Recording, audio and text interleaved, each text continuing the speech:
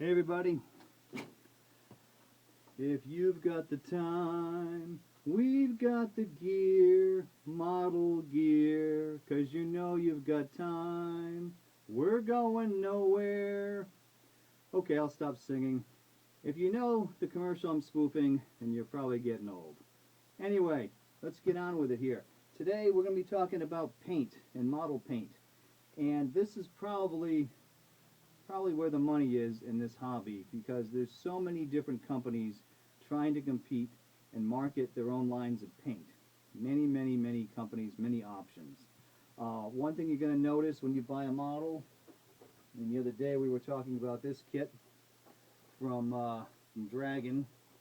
So on the back of the box, you're going to notice these little numbered squares here. I don't know if you can see that pretty good from where you are. But these are all paint numbers. These all match paint call-out numbers.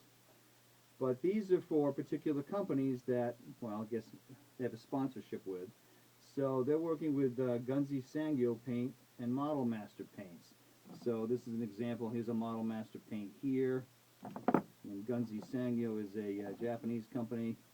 There's some there.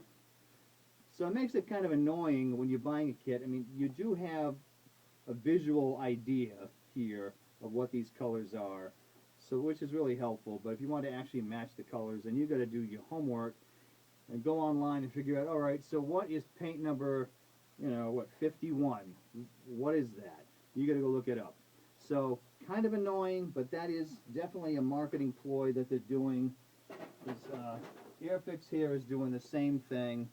Now the back of the box, or the side in this case, they have a whole list of paint numbers required, well, supposedly required to put these the model paint for this plane together. And they listed again by Humbrol numbers, another paint line, so they get all their numbers there. So, anyway, just be aware that that's kind of how they're marketing this stuff. So it's a bit irritating that they do it that way, but anyhow, not every company does. Some give you the name of the paint, which is really nice. So let me walk you through a few different things. So we've got, like I said, this Model Master. This is an enamel paint. Testers, which has been an American staple for a long time. Also an enamel paint. So enamel paints, you're going to need to use like a paint thinner or a lacquer thinner, to clean the brushes and to thin these down. Okay, so pros and cons with enamel. Enamel dries really nice, makes a nice hard paint surface, but the smell is not so great, and the thinner is a little, again, smells not too great. I tend to find myself that if you have paints lying around a while, these tend to gum up, require thinning to break down because they start to form up and get crusty or whatever over time. So you kind of have to thin and mix those up a lot. Gunzi Sangyo is kind of a weird, kind of hard to find, kind of expensive, but I picked up a few just because here's a set here for Japanese tanks, and I had no clue what colors Japanese tanks really were, so I picked up a box of that. There's Vallejo, has their own line of paints, an acrylic paint. This is Life Color, which has an acrylic paint line. These get a little, I'll show you. Some of these things come in sets if you really want to get into this and get technical, but they get kind of pricey. This is a set of 1, 2, 3, 4. There's 6 paints here, and these are geared to do British tanks, and that's close to 23 bucks for that. I know you're laughing at me. It's fine, go ahead. So, Life Color has their sets. This is for Italian tanks, and again, 1, 2, 3, 4, 6 paints in there. And Vallejo would sell theirs in a box set also. This is, again, Japanese tank paints. So, anyway, so those are out there if you want to track that stuff down. You can certainly go with a cheaper option and go to Michael's or Hobby Lobby or stores like craft stores and pick up simple this is the Craft Smart, paint line or other craft paints. These are acrylics, and these work okay too. I tend to like the Tamiya acrylic model paints. I get a line of these here. I think these tend to be pretty nice to work with. So acrylic is, they're kind of alcohol based. You can wash them up with water. Isopropyl alcohol will work also if you need to. They do have their own thinners as well. I just find them pretty good to work with, but this is something you're going to have to experiment with and see what paint works for you, because everyone's different on this one, and you're going to find your own preferences. And to give you an idea, like these can be between $2 and $4 a bottle, depending. Some of the testers is kind of the same thing for these, between two and up for that.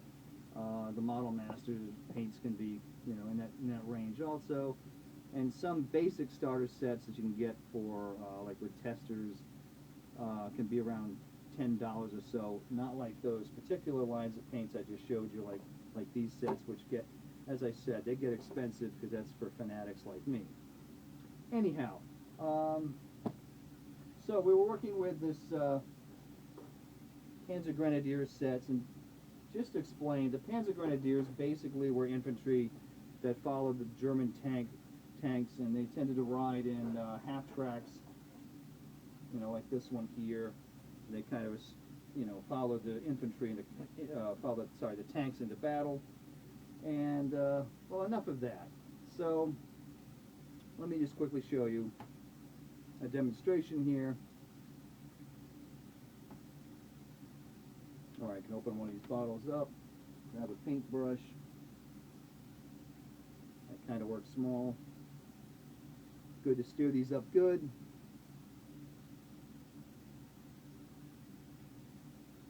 You don't want to glob this stuff on too much. Clean that up.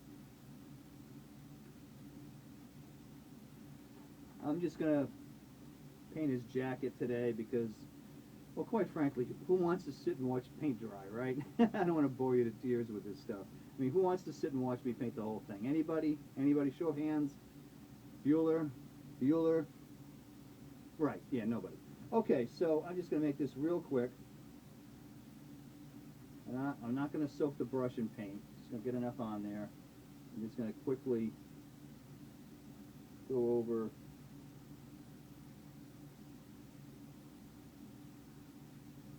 the basics of this figure.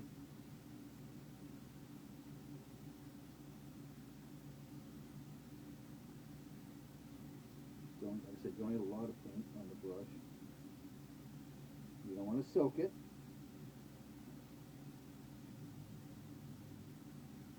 You may need a touch-up coat afterwards. Maybe not. This one's covering pretty well. And I'm using, like I said, this is Tamiya paint, acrylic.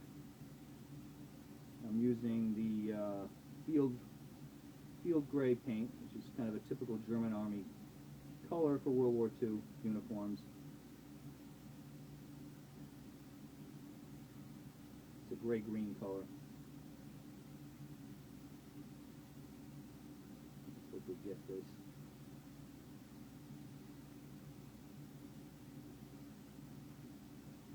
Patience is kind of good. You don't want to just go crazy and paint the whole thing.